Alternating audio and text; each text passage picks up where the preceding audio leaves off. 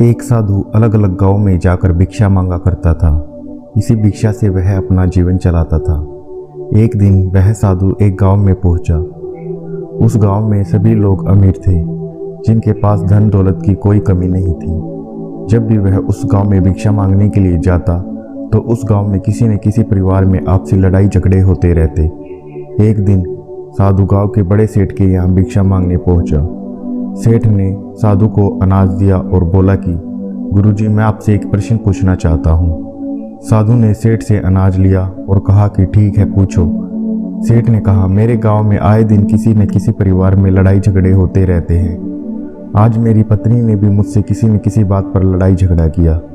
सेठ ने साधु से पूछा, आखिर लड़ाई झगड़े क्यों होते हैं? आखिर ये लड़ाई झगड़े समाप्त कैसे होंगे? साधु कुछ देर चुप रहे और बोले कि मैं यहाँ भिक्षा लेने आया हूँ, ना कि तुम्हारे मूर्खतापूर्ण सवालों का जवाब देने। यह बात सुनते ही सेठ क्रोधित हो गया। उसने खुद से नियंत्रण खो दिया और बोला कि तू कैसा साधु है? मैं तुझे हर रोज खाने के लिए अन्न देता हूँ, तू मुझसे ऐसे बोल रहा है? सेठ ने साधु को खूब खरी खोटी सुनाई।